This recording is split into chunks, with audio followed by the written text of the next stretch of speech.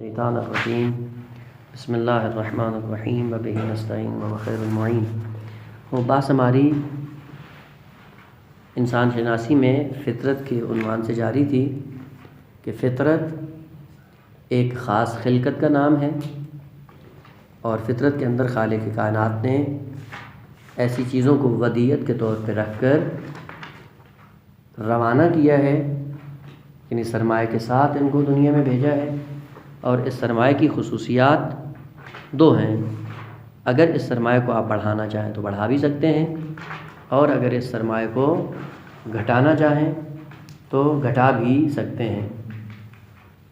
اور جو اس کی خصوصیات تھیں متعدد امور فطری کی کہ وہ عرض ہو چکی تھیں۔ کل کی بات یہ تھی کہ جس سے یہ مطلب رہ گیا تھا کہ انسان ہے مسافر، مسافر کو سفر کی ضرورت ہے، اور سفر کے لیے راستے کی ضرورت ہے، راستے کے لیے مقصد بھی ہونا چاہیے۔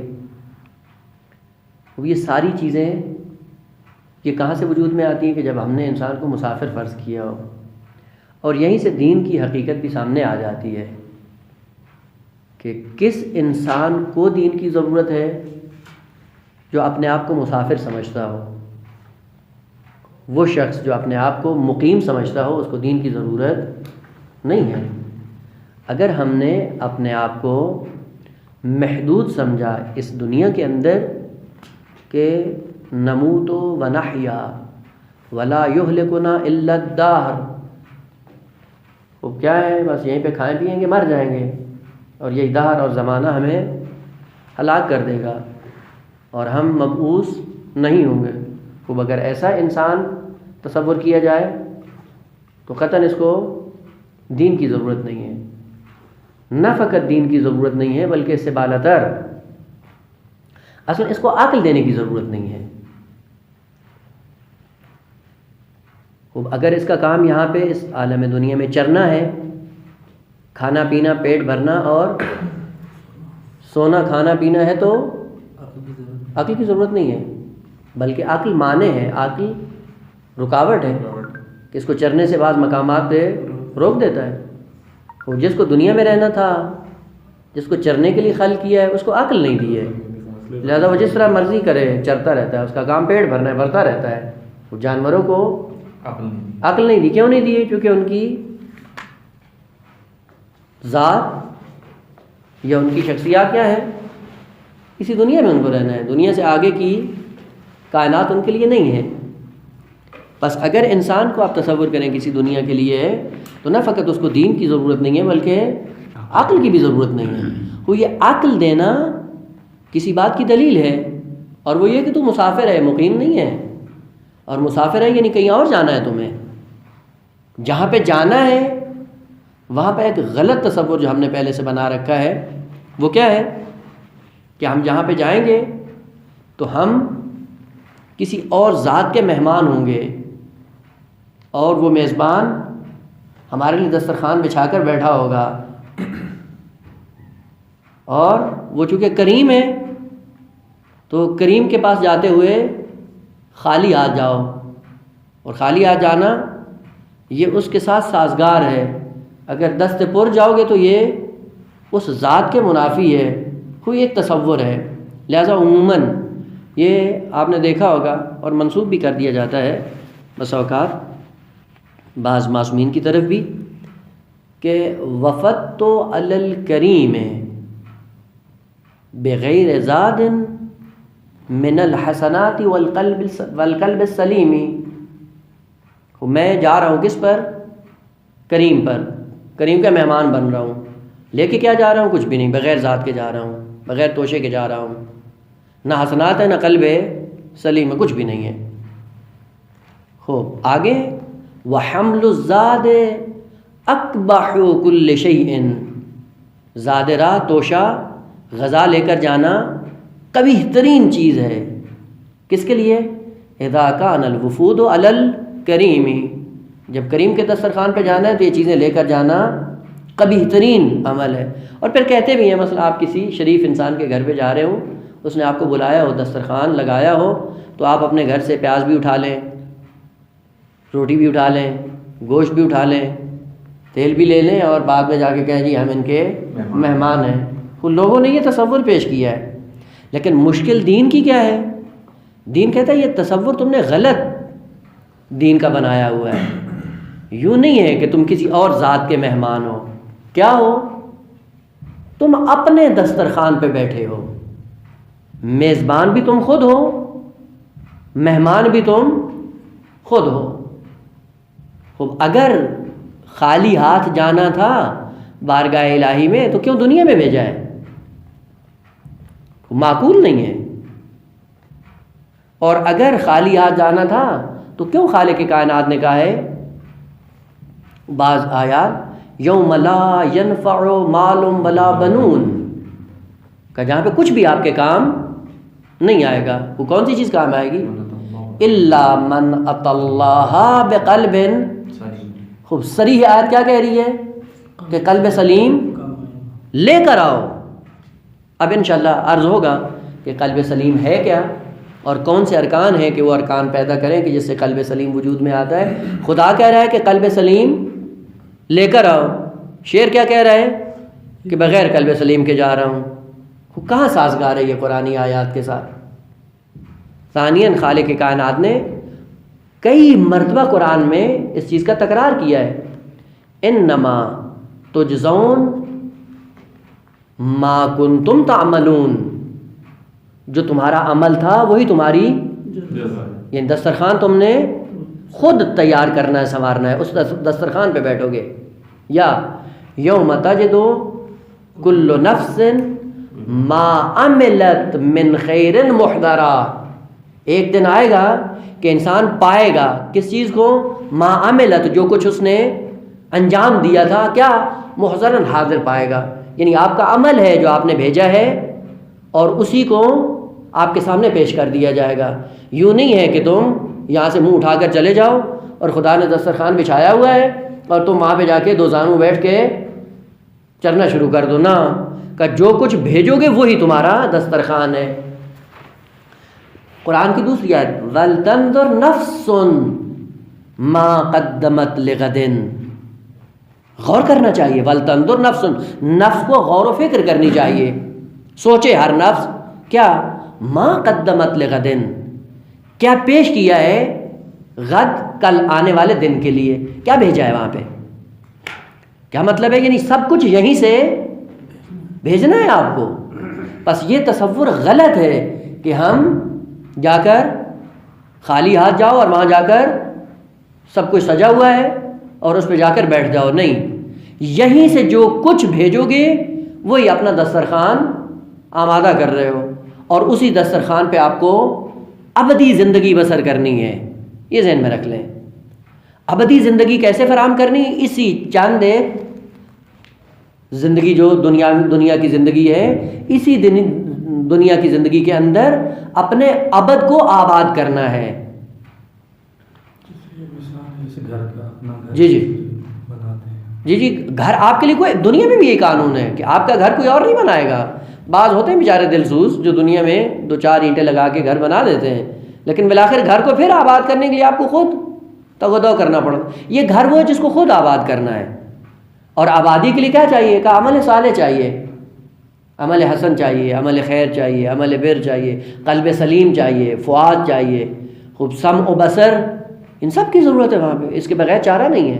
وہ بس یہ غلط تصور ہے کہ ہم کسی اور کے دسترخوان پہ بیٹھیں گے. نہیں، اپنے دسترخوان پہ بیٹھنا ہے. اور اپنے دسترخوان پہ بیٹھنے کا معنی یہ ہے کہ کوئی کسی کے کام نہیں آئے گا. البتہ یہاں سے پھر یہ ذہن میں نہ ہو کہ ہم شفاعت کے منکر ہیں. نہ، شفاعت ہے، لیکن اب شفاعت ایک الگ بحث ہے کہ وہ معلوم ہونی چاہیے کہ انشاءاللہ اگر فرصت ہوئی تو اس کی طرف بھی اشارہ ہوگا. اس لیے خالق کائنات نے سورہ اسراء میں بڑی صراحت کے ساتھ ذکر کیا ہے. ان احسنتم احسنتم لانفسکم، اگر حسنہ انجام دیتے ہو تو یہ حسنہ کس کا ہے؟ لانفسکم، مختص ہے تمہارے ذات کے ساتھ، یہ حسنہ تمہارا ہے. وَإِنْ أَسَأْتُمْ فَلَهَا، اور اگر سیئہ انجام دے تو یہ کس کا ہے؟ وہ بھی تمہارا ہے، بس آپ کا حسنہ آپ کے لیے، آپ کا سیئہ آپ کے لیے، دوسرے کا حسنہ اس کے لیے، اس کا سیئہ اس کے لیے، آپ کے حسنے کا مالک کوئی اور نہیں ہے۔ مثلا فرض کریں کہ کوئی ایک ہاسپٹل بنواتا ہے، ہاسپٹل بنواتا ہے سرمایہ کاری کے عنوان سے، وہ پیسہ کتنا خرچ کرتا ہے؟ اچھا خاصا پیسہ خرچ کرتا ہے۔ وہ کس کا یہ؟ جس نے سرمایہ خرچ کیا ہے۔ وہ فائدہ اکثر کون اٹھاتا ہے؟ دوسرے اٹھاتے ہیں نا، مال کے اعتبار مالی فائدہ تو وہ اٹھاتا ہے، مالی فائدہ وہ اٹھاتا ہے۔ وہ بیچ میں جو مریض آتا ہے وہ کیا کرتا ہے؟ ٹیمپریری طور پر اس بلڈنگ سے آ کر کسی ڈاکٹر سے دوائی لے کے چلا جاتا ہے۔ وہ مریض نے کتنا فائدہ اٹھایا ہے؟ بہت قلیل۔ بیشتر فائدہ کس کو ہے؟ جس نے بنایا ہے۔ دوسری مثال، مثلا آپ درخت لگاتے ہیں، درخت لگایا کس نے؟ آپ نے۔ وہ درخت کی اگر اس پہ پھل لگے گا، پھل کا مالک کون ہے؟ آپ ہیں۔ خوب اس کو جب پھول لگتے ہیں تو اس کی خوشبو کس کے لیے؟ آپ کے لیے۔ درخت کا سایہ کس کے لیے؟ آپ کے لیے۔ اگر راستے میں کوئی تھکا ماندہ انسان گرمی کی شدت سے نڈھال ہو رہا ہو اور وہ چند لمحے کے لیے آپ کے درخت کے نیچے بیٹھ جائے تو یہ کیا ہے؟ اقل قلیل ہے جو وہ فائدہ اٹھا رہا ہے۔ بالآخر جب زیادہ دیر بیٹھتا ہے تو آپ فوراً کہتے ہیں بھائی صاحب نکلو یہاں سے۔ جو عمل آپ انجام دے رہے ہیں اس عمل کے سائے میں خود آپ کو زندگی بسر کرنی ہے۔ وہ اقل قلیل ہے جو آپ کے درخت کے نیچے بیٹھ کر سائے کی صورت میں استفادہ کرتا ہے۔ اب جب انسان مر جاتا ہے اور پیچھے جو فاتحہ پڑھا جاتا ہے، اب وہ نہیں ہے تفکر وہابیت کہ فاتحہ پڑھنے سے کوئی فائدہ نہیں ہوتا، نا قطن ہوتا ہے، لیکن کتنا ہوتا ہے؟ وہ سائے والی بات ہے۔ وہ جتنی مقدار وہ مسافر تھکا ماندہ سائے میں بیٹھتا ہے اتنی مقدار اس کو فائدہ ہوگا، اور باقی سب کا اختصاص آپ کا عمل ہے، آپ اس میں بیٹھیں گے۔ لہذا اولاً و بالذات جب آپ کسی مرحوم کے لیے فاتحہ پڑھتے ہیں اس کا 80-90% خود آپ کا حصہ ہے، چونکہ آپ اس کے عامل ہیں، آپ اس کے فاعل ہیں، وہ فاعل نہیں ہے۔ اور اس کا فائدہ کیا ہوگا؟ پہلے وہ ایک سائے کی مانند اس کو بھی فائدہ مل جائے گا۔ خوب بس یہ بتاتا ہے دین اور قرآن ان تعلیمات کو کہ بھائی جس کائنات کی طرف تمہیں جانا ہے یا جس دوسری دنیا میں تمہیں منتقل ہونا ہے اس کا سرمایہ یہیں سے لے کر جاؤ۔ اور مسافر جب انسان ہے تو مسافر کیا کرتا ہے؟ مسافر جب گھر سے چلتا ہے جس جگہ پہ اس کو رہنا ہوتا ہے تو اس جگہ پہ رہنے کے لیے سارے وسائل وہیں سے لے کر جاتا ہے وہاں پہ، تاکہ وہاں پہ کوئی مشکل نہ ہو۔ وہ بھلے عالم آخرت یہ وہ ہے جسے ہمیں خود سنوارنا ہے، اور اس سنوارنے کے لیے اسی کے سائے میں ہمیں ابد گزارنا ہے، ابدی زندگی آباد کرنی ہے۔ وہ بھلے انسان کو یہ سوچنا چاہیے کہ جس دنیا کے لیے آتا ہے چند لمحے کے لیے اس کو کتنا آباد کرتا ہے، اور جہاں ہمیشہ رہنا ہے اس کو کتنا آباد کرنا ہے۔ خوب انسان جب مسافر ہے، مسافر سفر کرتا ہے، راستہ چلتا ہے۔ یہ راستہ جو چلتا ہے مسافر یہ دو طرح کا ہوتا ہے۔ آیا وہ راستہ یا وہ راہ جو چل رہا ہوتا ہے مسافر اس کی ذات سے باہر ہے وہ راستہ، یا وہ راستہ اس کی ذات کے اندر ہے؟ آپ طریق کہیں، سبیل کہیں یا صراط کہیں، وہ جس کو طے کر کے اس کو منزل مقصود تک پہنچنا ہے وہ راستہ کہاں ہے؟ اس کی ذات کے اندر ہے یا اس کی ذات سے باہر ہے؟ فرق کیا ہوگا دونوں میں؟ اگر یہ راستہ ہوا باہر انسان کی ذات سے تو اس کا مطلب کیا ہوگا؟ بڑی زحمت کے ساتھ اس کو چلنا پڑے گا۔ لیکن اگر راستہ اس کی ذات کے اندر ہی ہوا تو پھر یہ راستہ طے کرنا اس کے لیے آسان ہو جاتا ہے۔ مثلا آپ کمرے میں بیٹھے ہوئے ہیں، ایک کتاب پڑھ کر آپ علمی سفر طے کرتے ہیں۔ یہ سفر کون سا ہے؟ باطنی، درونی ہے نا، اندرونی ہے۔ لذت بھی محسوس ہوتی ہے، آسانی سے طے بھی ہو جاتا ہے۔ اور ایک سفر بیرونی ہے، کسی استاد کے معذر میں جانے کے لیے ٹھنڈک میں آدمی گھر سے نکلتا ہے، گھر سے نکلنے کے بعد پیدل چلتا ہے اور اس ٹھنڈک کو برداشت کرتے کرتے کبھی تھک جاتا ہے، اور جب پہنچتا ہے تو پتہ چلتا ہے کہ استاد آج آیا ہی نہیں ہے۔ وہ بجائے اس کے کہ دکھ کو انسان خوش ہوتا ہے۔ بھلے یہ ہے انسان کے لیے، یہ کون سا سفر ہے؟ انسان کی ذات سے باہر کا سفر ہے۔ وہ بیرونی سفر انسان کو تھکا دیتا ہے، اور بیرونی سفر طے کرنے سے انسان کہیں پہنچتا بھی نہیں ہے، تھک بھی جاتا ہے، پہنچتا بھی نہیں ہے مقصد تک۔ وہ درونی سفر ہے جو انسان طے کر کے کسی منزل مقصود تک پہنچتا ہے۔ اگر انسان کے سامنے دو سفر ہیں، درونی اور بیرونی، وہ کون سے سفر کے لیے اس کو خلق کیا گیا ہے؟ اندرونی سفر کے لیے یا بیرونی سفر کے لیے؟ اگر یہ بیرونی سفر کرنا ہے تو اس کا مطلب ہے دین آپ کی ذات سے باہر ہے، قرآن کی تعلیمات آپ کے وجود سے باہر ہیں، صراط مستقیم آپ کے وجود سے باہر ہے، توحید کا سفر آپ کی ذات سے الگ ہے، اصول دین کا سفر آپ کی ذات سے الگ ہے۔ اس کو طے کرنا پھر آسان نہیں ہے۔ لیکن اگر یہ طے پا گیا کہ یہ سفر درونی ہے تو پھر دین فطرت میں ہے، توحید فطرت میں ہے، صراط فطرت میں ہے، پورے کا پورا دین انسان کی فطرت میں درونی سفر کرنا ہے۔ وہ درونی سفر پھر انسان کے لیے آسان ہو جاتا ہے۔ اب ہے کیا، درونی ہے یا بیرونی؟ یہیں سے دو مکتب وجود میں آتے ہیں۔ جنہوں نے کہا کہ دین ایک ٹیمپریری وہ ہے افیون جسے کہتے ہیں، یعنی انسان جب مضطرب ہوتا ہے، پریشان ہوتا ہے، اپنی پریشانیوں کو دور کرنے کے لیے دین کا سہارا لے لیتا ہے۔ جس طرح وہی آدمی جو مشکلات، مالی، خانوادگی، معاشرتی مخلوقات اور مشکلات کو دیکھ کر پھر کیا کرتا ہے، ایک کش لگاتا ہے نشے کا۔ نشہ کس لیے پیتا ہے؟ بالآخر تھوڑا سا ریلیکس ہو جائے۔ کیا ریلیکس ہو جائے؟ یعنی تھوڑا سا اس عالم سے کٹ جائے، بے ہوش ہو جائے اور بے ہوشی کے عالم میں اس سے دور رہے۔ یہ کون سا انسان ہے جو یہ کہتا ہے کہ یہ ساری مشکلات بیرونی ہیں اور ان مشکلات کو ڈیفینس کرنے کے لیے میں یہ حل تلاش کرتا ہے، شراب کا گھونٹ پیتا ہے اور شراب کا گھونٹ پینے کے بعد پھر سکون محسوس کرتا ہے۔ یہ کون انسان ہے جس نے یہ تصور کیا ہوا ہے کہ دین ہماری ذات سے باہر ہے؟ یہ سب ایسے ہی ہیں، یہ اب نام مہم نہیں ہے۔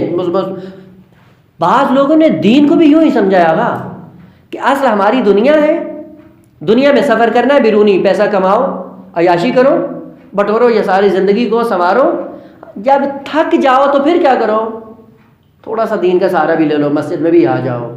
مسجد میں 2 رکعت جب نماز پڑھتا ہے انسان تو کس لیے آتا ہے؟ نشہ لینے کے لیے آتا ہے، واللہ ہدف کے لیے نہیں آتا ہے۔ اور بڑی معذرت کے ساتھ کہ ہماری مشکلات بھی یہی ہیں، ہم نے بھی دین کو اسی عنوان سے دیکھا ہوا ہے۔ ہماری ساری زندگی بغیر دین کے بسر ہوتی ہے، اور جب تھک جاتے ہیں اس زندگی سے، اپنے آپ کو سکون دینے کے لیے 2 رکعت کے لیے مسجد میں آ جاتے ہیں اور کہتے ہیں ہم بہت بڑے دیندار ہیں۔ واللہ اگر دین پہ عمل ہوتا تو دین ہے درونی سفر، اور درونی سفر کا مطلب کیا ہوتا ہے؟ جہاں پہ ہے دین کے سائے میں زندگی بسر کرے۔ معاشرے میں ہو دینی سفر، گھر میں ہو دینی سفر، بیوی بچوں کے ساتھ ہو دینی سفر، تنہائی میں ہو، اکیلا ہو تو بھی دینی سفر کو۔ بس اگر یہ سفر درونی ہے تو پھر آسان، اس کو طے کرنا بڑا آسان ہے، اور اگر بیرونی سفر ہوا تو اس کو طے کرنا مشکل ہے، اور مقصد پہ بھی انسان نہیں پہنچ پائے گا۔ آیا ہے قرآن کی خالق کائنات نے ذکر کی ہے کہ جس میں مومنین کے اوصاف ذکر کیے ہیں، کہ البتہ تورات میں بھی ہیں، انجیل میں بھی ہیں۔ آیت میں نکال لوں جب تک، اگر کوئی سوال نہیں ہے تو۔ استاد وہی والی بات ہے نا کہ جو میں نے ابھی آپ سے شروع ہونے سے پہلے کہا تھا کہ سفر کے لوازمات ہیں، تو سفر تو جاری ہے انسان کا اس زندگی کے بعد بھی، تو پھر وہ لوازمات پھر کیوں؟ ابھی یہ مطلب پہلے بیان ہو جائے، اس کی طرف بھی آتا ہوں کہ وہ پھر سفر کیا ہے۔ یعنی سفر تو انسان کا اس حیات کے بعد بھی ابدی سفر ہی رہے گا نا، پھر تو جی ہاں سفر تو ابدی ہے، تو پھر وہی اس چیز کا سمجھنا ہے انشاءاللہ۔ خوب، سورہ مبارکہ فاتح آیت نمبر 29، آیت لمبی ہے، پیغمبر اسلام کے اس مبارک سے شروع ہوتی ہے اور وسط آیت میں جا کر مثلہم فی التوراۃ ومثلہم فی الانجیل، ان کی مثال تورات اور انجیل میں کیا ہے؟ کزرع، اس زراعت کی طرح ہے، اخرجا شطأہ، جس زراعت نے اپنا شط کہتے ہیں کومپل کو، آپ بیج جب مٹی کے اندر رکھتے ہیں تو سب سے پہلا تنا جو مٹی سے باہر آتا ہے اس کو شط کہتے ہیں، اور وہ اتنا کمزور ہوتا ہے کہ آپ تھوڑا سا مسل دیں تو وہیں پہ نابود ہو جاتا ہے نا، خوب کمزور اتنا ہے کہ آپ مسل دیں وہیں نابود ہو جاتا ہے، قوی اتنا ہے کہ پتھر کا دل بھی چیر کر باہر آ جاتا ہے۔ خوب آپ کا ہاتھ زیادہ سخت ہے یا پتھر؟ وہ جو پتھر کو چیر کر آ رہا ہے کتنا قوی ہے، آپ نے ہاتھ سے مسل دیا نابود ہو گیا۔ کیا مطلب ہے؟ غور کرنے کی چیز ہے نا۔ کہا جب زمین سے نکلتا ہے وہ کومپل، وہ شط، وہ اتنی کمزور ہے کہ مسل دو تو نابود ہو جاتا ہے، لیکن اس کے اندر کی طاقت کا اگر مظاہرہ کرنا چاہو تو اس نے کیا کیا ہے؟ پتھر کے دل کو بھی چیر دیا ہے۔ خوب یہ کچھ ہمیں بتانے کے لیے کیا جا رہا ہے۔ خوب اخرجا شطأہ، پھر فآزرہ، پھر اس کی مدد کرتا ہے، معاونت کرتا ہے، تقویت کرتا ہے، اس کو آہستہ آہستہ بڑھتا ہے۔ بڑھنے کے بعد فاستغلظ، غلیظ ہو جاتا ہے۔ غلیظ کس کو کہتے ہیں؟ گاڑھا کو۔ وہ جب غلیظ ہوتی ہے کوئی چیز تو آہستہ آہستہ اس کے اندر وزن بڑھتا ہے نا، جب وزن بڑھتا ہے تو پھر اس کا وزن سنبھالنے کے لیے کسی چیز کی ضرورت ہوتی ہے۔ مثلا یہی پودا اگر ہلکا ہو تو اس کو ٹہنیوں کی ضرورت نہیں ہوتی، لیکن اگر یہ آزرہ ہو جائے، تقویت پا جائے اور غلیظ ہو جائے، یعنی درخت بننا شروع کرے تو پھر کیا ہے؟ خود پھر ٹہنیوں کی ضرورت ہے کہ ٹہنیوں پہ یہ پتے لگیں اور ان پہ اپنے وجود کو باقی رکھ سکیں۔ اگر یہ غلیظ ہو جائے تو پھر کیا ہے؟ فاستوى علی سوقہ، پھر اس کو ساقے کی ضرورت ہے، ساقہ ٹہنیاں، مضبوط ستون کی ضرورت ہے۔ یہ ستون کی کیوں ضرورت ہے؟ جب یہ بڑھے گا، نشو و نما پائے گا، اب اس کو ستون چاہیے جس ستون پہ یہ پورا درخت استوار رہے۔ یہ مثال کس لیے دی ہے؟ وہ غور کرنے کے لیے۔ اور عجیب بات ہے کہ جب یہ اتنا نشو و نما پا جاتا ہے پھر کیا ہوتا ہے؟ یعجب الزراع، حتیٰ وہ جو کسان ہوتے ہیں وہ بھی تعجب میں پڑ جاتے ہیں کہ عجیب ہے، ہم نے ایک دانہ رکھا تھا اب یہ کیا بن گیا ہے، اور کس طرح سے اپنا پھل دے رہا ہے، سایہ دے رہا ہے، چھاؤں فراہم کر رہا ہے، اور پھول بن کر خوشبو بھی دے رہا ہے، اور خود کسان دیکھ کر حیران ہو جاتا ہے۔ توجہ کی کہ یہ کیا ہوا ہے؟ جس مطلب کا توجہ دلانی تھی وہ یہ تھا کہ یہ ایک بیج جو آپ نے زمین کے دل کے اندر رکھا، دل میں رکھنے کے بعد کیا ہوا؟ یہ شط بنا، شط کے بعد مضبوط ہوا، غلیظ ہوا، غلیظ ہونے کے بعد ٹہنیوں پہ استوار ہو گیا، ستون پہ کھڑا ہو گیا ہے۔ وہ یہ کون سا سفر کیا اس نے؟ اندرونی یا بیرونی؟ اندرونی۔ یہ سفر اندرونی ہے۔ ایک بیج تھا، قابل ذکر نہیں تھا۔ وہ جب اس نے اندرون سے پھلنا پھیلنا شروع کیا، اول خلقت میں بہت کمزور، ہاتھ میں مسل دو تو ختم، خوب، لیکن جب وہ اپنی شاخیں اور تنے پھیلا دیتا ہے تو اب کتنا مضبوط ہے، خوب۔ اب کرین چاہیے اس کو اکھاڑنے کے لیے، کرین کے بغیر اگر 100 آدمی بھی ہوں تو اس درخت کو زمین سے نہیں اکھاڑ سکتے۔ یہ کس کی مثال ہے؟ یہ مثال دی ہے مومنین کی، انسانوں کی، کہ انسان تو اس طرح سے ہے۔ اول خلقت کو دیکھتے رہے، درونی سفر ہم نے کہاں سے شروع کروایا ہے؟ تراب سے۔ تراب کے بعد تو جب سارے مراحل طے کر کے بنا طفل بن کر جب تو ماں کی گود میں آیا ہے کتنا کمزور تھا؟ خلق الانسان ضعیفا، کتنے ضعیف تھے؟ خوب ماں اگر وہ شیر کے 2 قطرے تمہارے منہ میں نہ ڈالتی وہیں پہ نابود ہو جاتے۔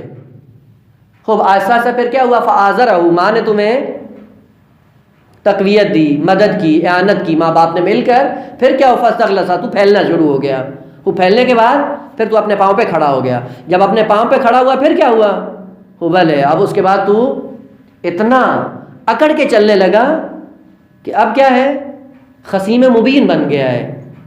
غور کیا اپنی خلقت پہ؟ یہ درونی سفر کر کے کہاں سے چلے اور کیا بن گئے ہو؟ یہ ایک سفر تھا جسمانی، مادی، خوب یہ مادی سفر تھا۔ خوب فطرت کا سفر کیا ہوگا؟ کا قانون یہی ہے، فطرت بھی اسی طرح پروان چڑھے گی، شروع میں کیا ہوگی؟ کمزور ہوگی، اور وہ کمزور کیا ہے کہ ہم نے فقط آپ کو سرمایہ دیا ہے بالقوہ، وہ بالقوہ سرمایہ دے کر ہم نے آپ کو دنیا میں روانہ کر دیا. پھر کیا کرو؟ فَآزَرَهُ، اس سرمایہ کو تقویت کرنے کی ضرورت ہے، اعانت کرنے کی ضرورت ہے. اب پتہ چلتا ہے عزیزان کہ یہ دین ہو یا روایات ہوں یا قرآن ہو، یہ کیا بنتے ہیں؟ یہ فقط اسی سرمایہ کو تقویت دیتے ہیں جو ہمارے فطرت کے اندر خالق کائنات نے رکھا ہوا ہے. بالکل اسی تمثیل کے ذریعے درخت کا جب آپ بیج زمین کے اندر بوتے ہیں تو سفر کس کو کرنا ہے؟ درخت کو، اس بیج کو سفر بیج کرے گا، لیکن باہر سے پانی، آکسیجن، سورج کی روشنی یہ کیا کرے گی؟ یہ معاونت کرے گی کہ وہ درونی سفر طے کر سکے.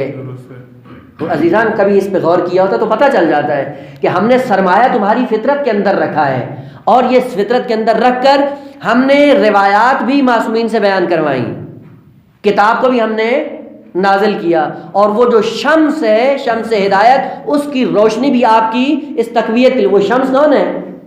این الشموس الطالعہ.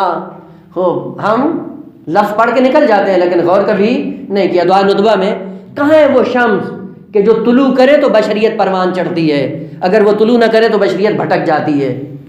خوب یہ شموس کیا کرتے ہیں کہ وہ روشنی دیتے آپ کی فطرت کو، فطرت ان سے روشنی لے کر پروان چڑھتی ہے، پہلے کمزور ہوتی ہے. کتاب، اس سے تقویت ملتی ہے آپ کی فطرت کو. سنت، اس سے تقویت ملتی ہے آپ کی فطرت کو. پروان کس کو چڑھنا ہے؟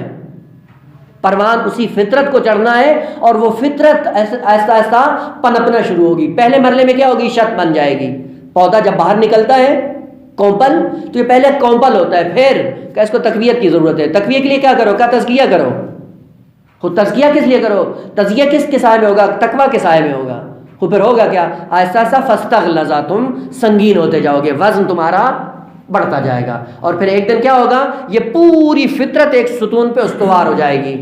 اور وہ ستون کون ہے؟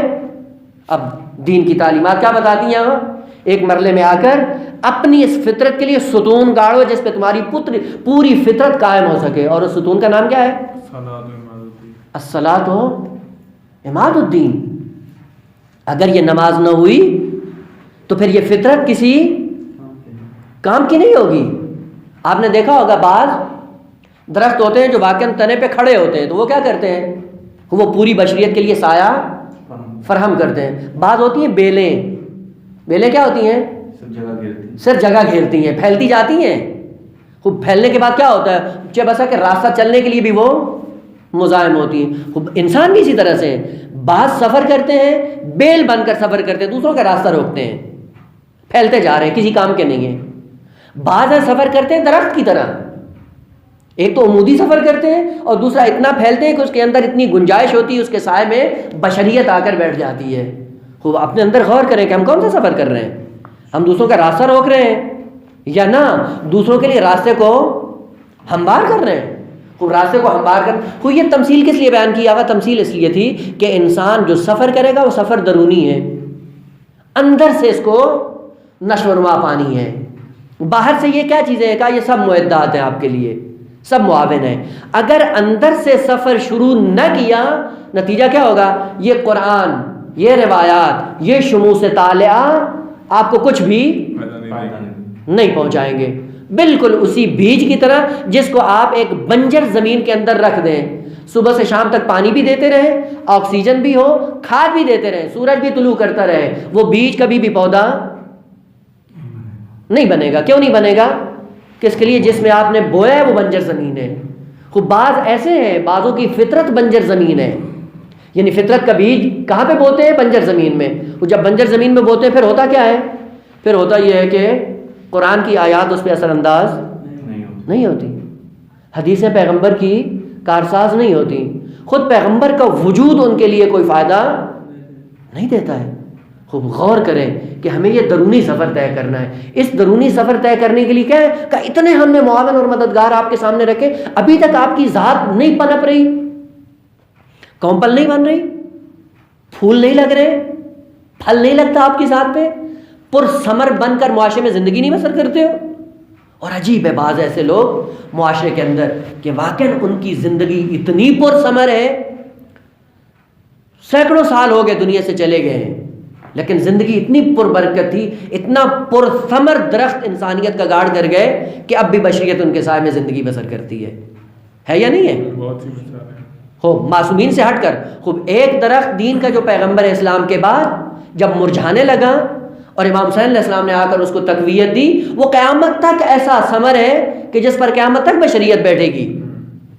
لیکن آپ پھر وہ نہ کہیں کہ یہ تو معصومین کی زندگی تھی، وہ معصومین سے ہٹ کر دوسرے لوگ کیا ہیں؟ یہ سارے کیا ہیں؟ انہی کے دسترخوان پہ بیٹھ کر آپ زندگی بسر کر رہے ہیں. یہ کون لوگ تھے؟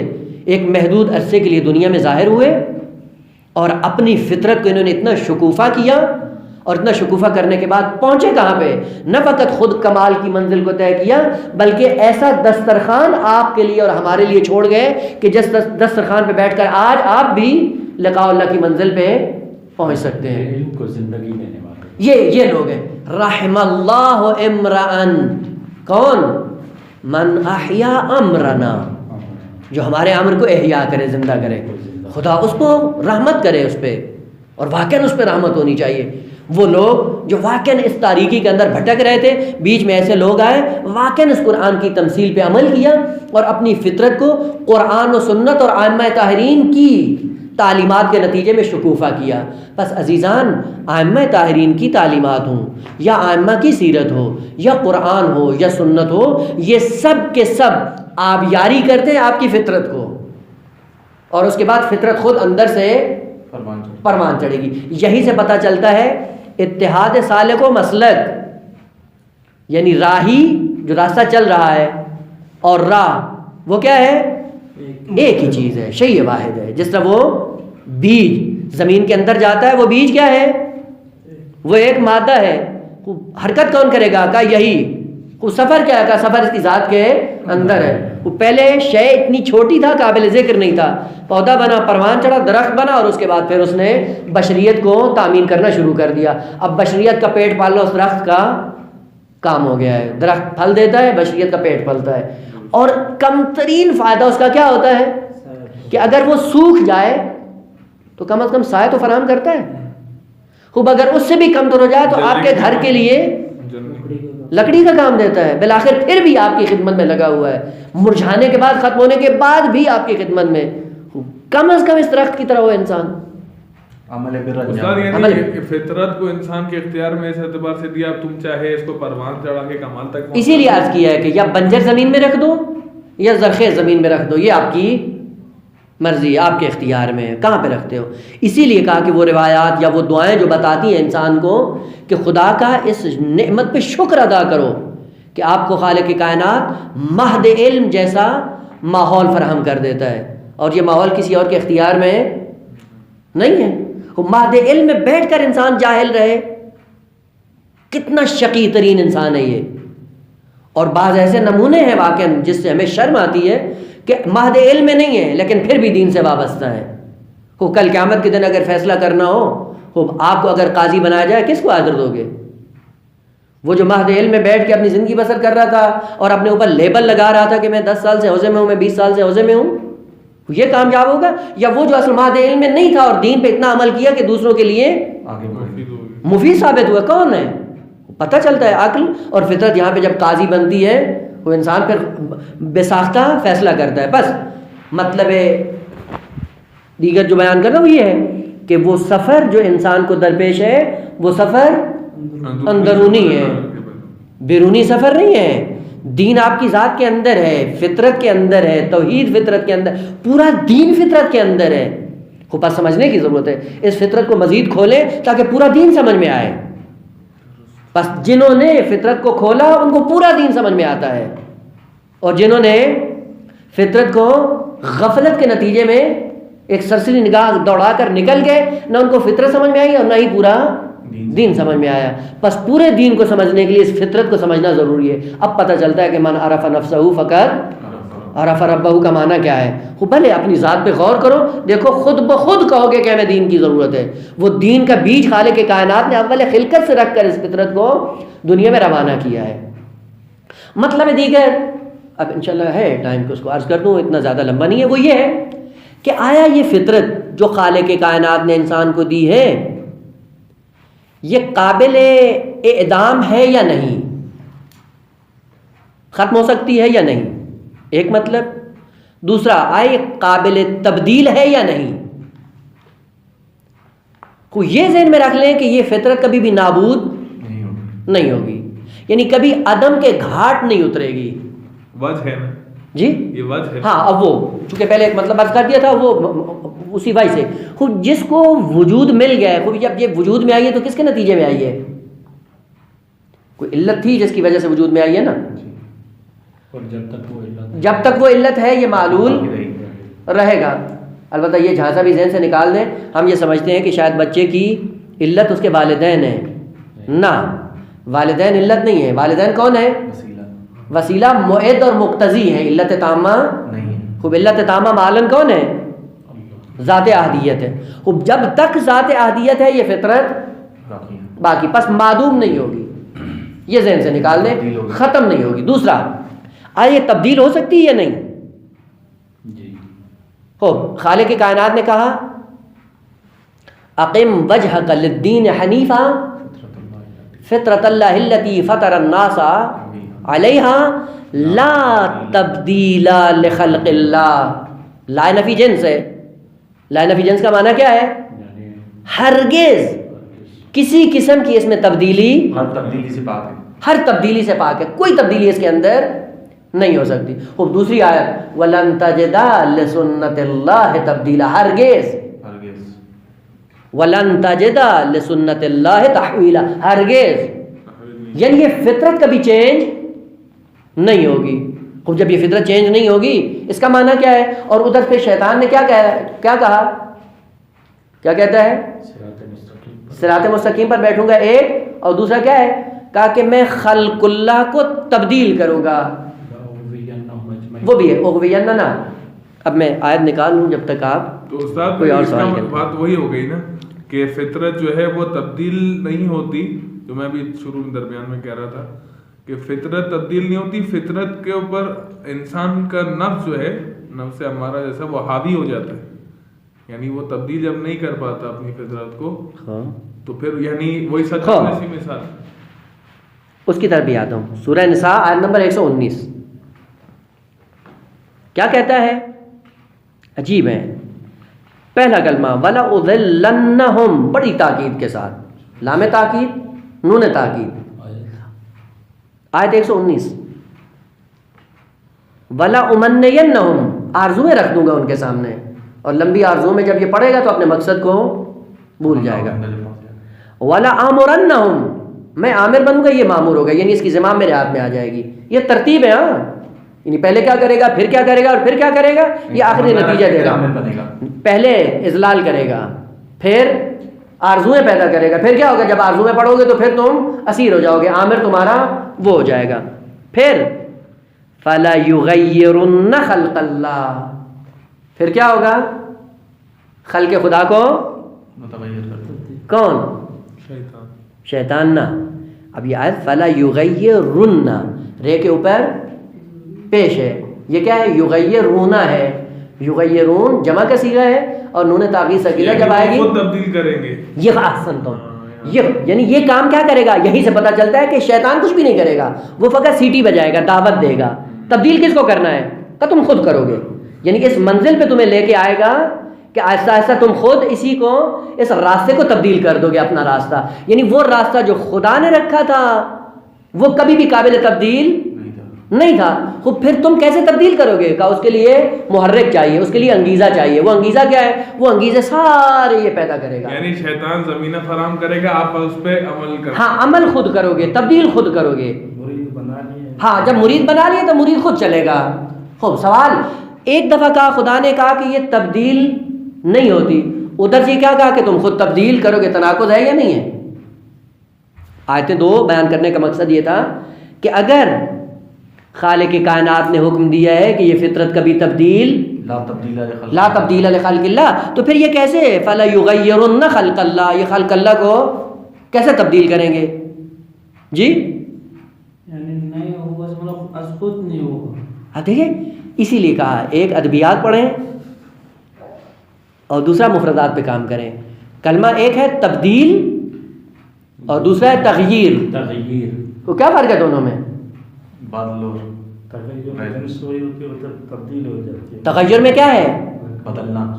نہ تغیر ہے عموماً آپ اردو میں یہی کہتے ہیں. بدلنا. تغیر میں اوصاف تبدیل ہوتے ہیں، ذات تبدیل نہیں ہوتی. لیکن تبدیلی میں ذات چینج ہو جاتی ہے.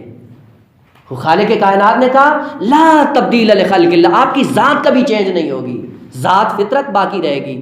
لیکن یغیرون، ذات کے اوپر جو اوصاف ہوں گے وہ آپ کے اختیار میں، وہ چینج کر سکتے ہو. مثلا ہم نے کیا رکھا تھا آپ کی ذات کے اندر؟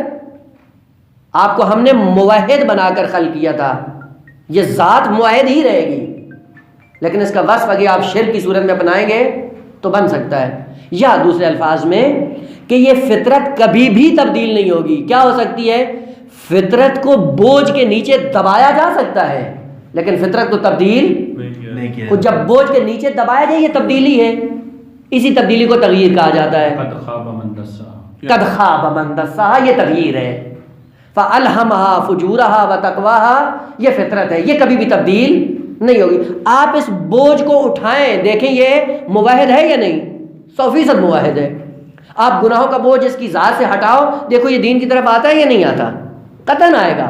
خوب کیوں نہیں آ رہا؟ کہا کوئی تبدیلی رونما ہوئی ہے. وہ تبدیلی کیا تھا؟ وہ ایک سنگین بوجھ تھا، جو بوجھ آپ نے اس کے اوپر رکھ دیا. اس بوجھ کی وجہ سے اب یہ پنپنا چھوڑ دیا اس نے. مثال عرض کروں، عموماً ہوتا ہے، آپ نے کبھی یہ سپرنگ دیکھے لوہے کے؟ جی جی. سپرنگ میں کیا ہوتا ہے؟ دبائیں تو اور تیزی سے دبائیں تو دبا جاتا ہے. جب تک آپ اس کے اوپر بوجھ رکھیں گے وہ دبا رہے گا. بوجھ اٹھا دیں کیا ہوگا؟ پریشر سے اٹھے گا. یہ جو پریشر سے اٹھ رہا ہے کیوں اٹھ رہا ہے؟ یعنی خود اس کے اندر ایک اقتضا تھا. اس اقتضا کو آپ نے اتنا دبایا دبایا دبایا جس بوجھ کے نیچے وہ دبا رہا. لیکن جیسے ہی آپ نے بوجھ اٹھایا پھر کیا ہو گیا؟ پھر اتنی تیزی سے آگے جاتا ہے کہ آپ تصور بھی نہیں کر سکتے ہیں. جتنا بوجھ تھا اسی کے مد مقابل جاتا ہے. اسی سے کہتے ہیں عکس العمل ظاہر ہوتا ہے، مکافات عمل. وہ بھلے ایک انسان ایک چھوٹا گناہ کرتا ہے، سپرنگ پہ چھوٹا سا وزن ہوتا ہے. وہ جب توبہ کرتا ہے تو تھوڑا سا ٹس سے مس ہوتا ہے. وہ جب بوجھ زیادہ ڈالتا ہے اور سارے بوجھ کو ایک دم اٹھاتا ہے، سپرنگ چھت میں جا لگتا ہے. اب پتہ چلتا ہے کہ وہ ایاز جیسے لوگ، بش حافی جیسے لوگ، جو ایک زندگی تک گناہوں کے بوجھ کے نیچے اتنا دبے ہوئے تھے کہ جب بوجھ معصوم کے توسط سے اٹھا تو اتنا انہوں نے ارتقا کیا کہ بشریت کے لیے اب ان کا عرفان نمونے کے طور پہ پیش کیا جاتا ہے. آسن تم حضرت حر کی مثال دیکھیں. وہ پہلے کہا یہ فطرت تم کیا کر سکتے ہو؟ کہا اس کو بوجھ کے نیچے دبا سکتے ہو، تبدیل نہیں کر سکتے ہو. بوجھ ڈال سکتے ہو، بوجھ کے نتیجے میں کیا ہوگا؟ دب جائے گا. اور یہی بوجھ ڈالنا یہ تغییر ہے. تغییر کر سکتے ہو لیکن تبدیل نہیں. بس فطرت کبھی بھی تبدیل نہیں ہوتی.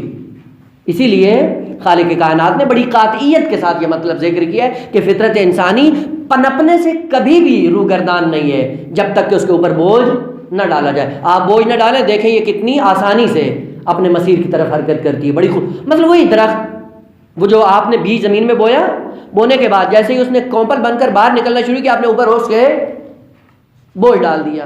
وہ بوجھ ڈالنے کے بعد کیا ہوگا؟ وہ راستہ آپ نے اس کا بند کر دیا. وہ جب راستہ بند کیا تو وہ نشو و نما نہیں کرے گا. آپ بوجھ اٹھائیں پھر کیا ہوگا؟ پھر دیکھیں اگلے دن وہ شاخیں اور پتے اپنے کہاں کہاں پھیلاتا ہے. بس شیطان نے کہا کہ میں 3 حربے استعمال کروں گا. پہلے اذلال کروں گا، پھر آرزویں تمہارے سامنے رکھوں گا، پھر اس کے بعد کہا تمہاری زمام میرے ہاتھ میں ہوگی. آرڈر میں دوں گا، عمل تم کرو گے. تم خود تغیر کر دو گے. ہاں، تغیر تم خود کرو گے. یعنی دن بدن اپنی فطرت کے اوپر بوجھ تم خود ڈالو گے. میں کیا کروں گا؟ میں فقط تمہیں حکم دوں گا کہ یہ کرو، یہ کرو، یہ کرو، یہ کرو. خوب ائمہ بھی یہ کہتے ہیں یہ کرو، یہ کرو، یہ کرو. کرنا کس کو ہے؟ وہی ایک روایت بھی نا، ہمیں ہی کرنا ہے. شیطان کہے کہ ہم نے تمہیں تو مجبور تھوڑی کیا. بل لا تلومونی بل لوموا انفسکم. قیامت کے دن جب وہ آ کے کہے گا کہ اس نے گمراہ کیا ہے، وہاں پہ کہے گا لا تلومونی، ملامت میری نہیں کرو، بل لوموا انفسکم، اپنی ملامت کرو. کیوں؟ میں نے تو کیا کیا تھا؟ دعوتکم، فقط دعوت دی تھی بس. وہ عمل کس نے کیا ہے؟ کہ تم نے خود کیا ہے. بس بوجھ ڈالنا فطرت پر یہ تبدیلی ہے. تبدیلی پہ معنی ہے تغییر، تغیر. اور ذات کا چینج ہو جانا یہ ممکن نہیں ہے. بس فطرت کبھی بھی نابود نہیں ہوتی. فطرت ہمیشہ باقی رہتی ہے. ہاں فطرت پہ بوجھ پڑ سکتا ہے, فطرت مدسوس ہو سکتی ہے, فطرت دسیسہ بن جائے, وزن اس کے اوپر پڑ جائے تو پھر کیا ہوگا, وہ پنپنے سے رک جائے گی. لیکن جس دن آپ بوجھ اٹھائیں گے, دیکھیں یہ فطرت کیسے اپنا اندرونی سفر کر کے کیسے خالق کائنات کی بارگاہ میں جاتی ہے. خوب ضمناً وہ اس کی طرف اشارہ کر دوں کہ انسان ہے مسافر, اور سفر جو کرنا ہے اس کو اندرونی کرنا ہے. یہ بیرونی کیا ہے, بیرونی سفر کیا ہے, آپ کے لیے معاون ہے, ممید ہے. عجیب بات ہے, کتنا فطری دین ہے خدا شاید ہے. جب انسان ان پہ غور کرتا ہے تو پتہ چلتا ہے. وہ جو باہر تھے, جو آپ کے معاون تھے, کہ اس کی نسبت علم پیدا کرو, اور اس علم کے سائے میں جب پروان چڑھانا تو عمل کرو. عمل کون کرے گا؟ خود. بس جو سفر کرنا ہے وہ اندرونی ہے, وہ چلنے کا نام ہے, وہ عمل کا نام ہے. لیکن جو باہر تھے ان کی نسبت معرفت پیدا کرنی ہے. خود نماز, یہ چلنا ہے نا, وہ چلنے سے پہلے معرفت پیدا کرو. معرفت کہاں پہ ہوگی؟ خوب یہ بیرونی ہے. روایات میں, کتاب میں ائمہ طاہرین بیان کریں گے. خوب معرفت پیدا کرو ان بیرونی وسائل کے بارے میں. خوب جب معرفت ہوگی تو آپ کیا کرو؟ اندرونی سفر شروع کرو, خود حرکت کرو. جب خود حرکت کرو گے تو کسی مقام پہ جا پہنچو گے. یہ بھی تو بیرونی سفر ہی کہلائے گا نا, جو نماز کی طرف جا رہا ہے, معرفت کی طرف جا رہا ہے, ائمہ کی طرف جا رہا ہے, یہ بیرونی سفر اندرونی سفر کے لیے معاون. احسن, اسی اندرونی سفر کے لیے معاون ہے. بس جو آپ کی ذات سے باہر تھا اس کے بارے میں فقط معلومات رکھو. معلومات رکھنے کے بعد آپ کیا کرو؟ کہ ان معلومات کو وجود کے اندر عملی جامہ پہناؤ. وہ عملی جامہ پہنایا تو کسی مقصد کو جا پہنچو گے. اگر عملی جامہ نہ پہنایا تو یہ جو بیرونی آپ نے سفر کیا تھا علمی, یہ بھی نابود ہو جائے گا. اب روایات کی سمجھ آتی ہے. العلم یہتف بالعمل ان عجابہ, علم ہاتف ہے, آواز دیتا ہے. آپ کہتے ہیں نا ہاتف غیبی کی آواز آئی. وہ ہاتف غیبی کیا ہوتا ہے؟ ہاتف یعنی جو چلا چلا کر آواز دے رہا ہو, پکار پکار کے بلا رہا ہو, یعنی کان دھرے اس کی آواز پہ, جو آپ کو چلا کے بلا رہا ہے. خوب کوئی چلا کے آپ کو آواز دے, فوراً متوجہ ہوتے ہیں یا نہیں ہوتے؟ کہ العلم یہتف, ہاتف ہے یہ, کس کی طرف دعوت دیتا ہے, کس کی طرف پکارتا ہے, چلاتا کس کی طرف؟ العلم یہتف بالعمل, عمل کی طرف پکارتا ہے. ان عجابہ, اگر آپ نے اس علم کی آواز پہ لبیک کہا تو یہ علم آپ کے وجود کا حصہ بن جائے گا, آپ کی ذات کے اندر رہے گا, یعنی آپ کی ذات کا مکین بن جائے گا علم. وَإِلَّا ارْتَحَلَ, اور اگر آپ نے علم کی آواز پہ لبیک نہیں کہا عمل کے ذریعے تو پھر کیا ہوگا؟ خورلت کر جائے گا, چلا جائے گا, کوچ کر جائے گا. بس پتہ چلا ہے کہ علم وہ جو بیرونی سفر تھا اس کو اندرونی سفر میں تبدیل کرنا ہے. جب اندرونی سفر میں تبدیل کرو گے پھر یہ علم آپ کے ساتھ رہے گا, اور یہ ذات علم کے ساتھ مرے گی, اور یہ ذات علم کے ساتھ قیامت کے دن محشور ہوگی. اگر یہ علم عمل کے ہمراہ نہ ہوا تو علم اس ذات کے اندر نہیں ہوگا. وہ جب مرے گا تو کیا؟ جاہل. وہ محشور ہوگا تو بھی جاہل. خوب جہاں پہ عالم کھڑا ہوگا وہاں پہ جاہل آیا ممکن ہے؟ هل يستوي الذين يعلمون والذين لا يعلمون. جو علم لے کر بارگاہ الہی میں پہنچتا ہے اور وہ جو جہالت لے کر بارگاہ الہی میں جاتا, دونوں برابر ہیں؟ قطعاً نہیں ہے, اور ممکن ہی نہیں ہے کہ یہ دونوں برابر ہوں. بس علم ایک سفر ہے, جس سفر کو طے کرنے کے بعد اندرونی سفر کے لیے ممید ہے, معاون ہے, اس کو پیدا کرو اور اندرونی سفر اپنا جاری رکھو. خوب آخری نقطہ عرض کر دوں, اور وہ یہ ہے کہ اگر انسان مسافر ہے, اگر انسان کے سامنے ہدف ہے, اور اگر انسان اندرونی سفر کرے گا تو اس اندرونی سفر کی لمٹ کتنی ہے, اور بنے گا کیا؟ اب وہ تو جو کچھ بنے گا اپنے اعمال کے نتیجے میں بنے گا. جو عمل کر رہا ہے وہی بنے گا. عرض کر دیا خوب اندرونی سفر جب کرے گا تو کیا بنے گا؟ اس کا نتیجہ یہ ہوا کہ چاہے نہ چاہے اندرونی سفر جاری رہے, یہ جاری رہے گا, بھلے چاہے انحطاط کا چاہے کمال کا.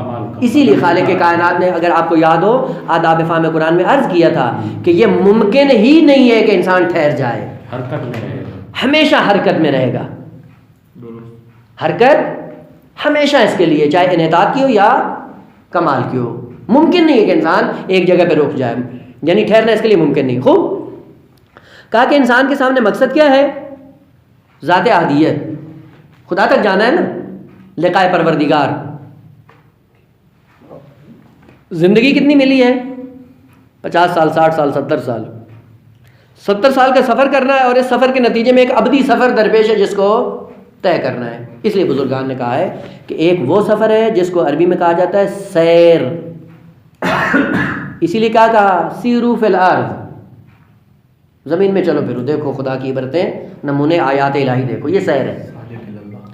اور دوسرا ہے سلوک، سلوک بھی سفر ہے، سیر بھی سفر ہے۔ سواد سے جو ضرورت والا ہوتا ہے وہ مانا ہو رہا ہے، وہ مانا ہو رہا ہے، وہ انشاءاللہ بعد میں۔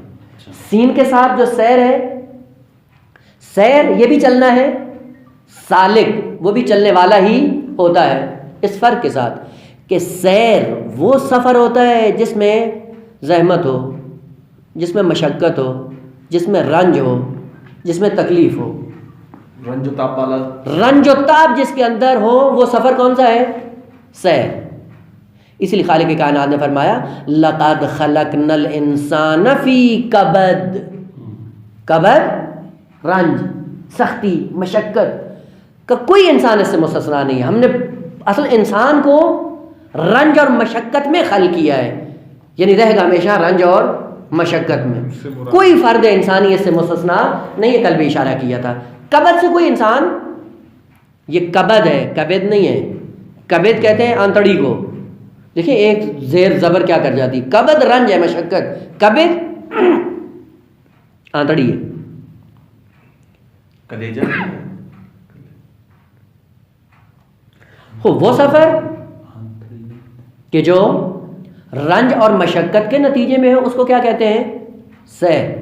لیکن ایک ایسا سفر ہے جس کے اندر آپ کو کوئی مشقت نہیں ہے، آسانی سے چلے جاؤ گے، وہ جو آسانی سے طے کرو گے وہ کیا ہوگا؟ سلوک، اس کو کہتے ہیں سالک۔ لیکن یہ ذہن میں رکھ لیں کہ ہر سلوک سیر پر متفرع ہے، یعنی جیسی سیر ہوگی ویسا سلوک ہوگا۔ مثال عرض کروں، آپ گھر سے آئے، نکلے، پیدل چلے، پیدل چل کر بس اسٹاپ پہ آئے، بس اسٹاپ تک جو آپ نے حرکت کی ہے، سفر کی ہے، یہ کون سا ہے؟ یہ سیر ہے۔ پاؤں پہ چلے، دوڑتے ہوئے آئے یا جس طرح سے بھی آئے، بالآخر خود زحمت کی، وہاں تک پہنچ گئے، اسٹاپ پہ پہنچے، گاڑی آ گئی، گاڑی میں بیٹھ گئے، گاڑی میں آپ سکون سے بیٹھے ہوئے ہیں، چل کون رہا ہے؟ گاڑی چل رہی ہے، گاڑی چل رہی ہے، اور سفر کون طے کر رہا ہے؟ ہمارا ہو رہا ہے، سفر آپ کا ہو رہا ہے۔ اس سفر میں آپ کو کوئی مشقت، یہ سلوک ہے، یہ سلوک ہے۔ خوب، اسی لیے کہا گیا ہے کہ سیر کے بعد جس گاڑی میں بیٹھنا ہے اس کو پہلے معین کر لو۔ تو سیر سلوک کے لیے مرکب بھی ہوگا پھر؟ یہی اسی لیے عرض کی ہے کہ یہ سیر جہاں پہ آپ کی ختم ہو، اسی سے آپ کا سلوک شروع ہوگا۔ گاڑی کون سی انتخاب کرو گے؟ یہ گاڑی کدھر جا رہی ہے؟ پہلے یہ دیکھو، یہ گاڑی وہ ہے جو مقصد کی طرف جا رہی ہے، یا گاڑی وہ ہے جو، گاڑی کون سی ہے، سمت کون سی ہے، سمت، ہاں سمت کون سی ہے، گاڑی کون سی ہے، اور چلتی کیسے ہے؟ خوب، کوئی رکشے پہ ہوتا ہے، کوئی بس پہ ہوتا ہے، کوئی جہاز پہ ہوتا ہے، کوئی کس پہ ہوتا ہے، لیکن بعضوں کی سمت ہی اسی لیے خود معین کر پس نتیجہ یہ کہ آپ کا سیر جہاں پہ ختم ہوگا وہاں سے آپ کا سلوک شروع ہوگا، لیکن سلوک آپ کے اختیار میں نہیں ہے۔ کیوں اختیار میں نہیں ہے؟ اس لیے کہ سیر کے نتیجے میں جس کو انتخاب کیا تھا اسی کے ساتھ آپ کو جانا پڑے گا۔ یعنی سیر کا نتیجے میں جو سلوک ہوگا وہ سیر کے نتیجے میں ہوگا۔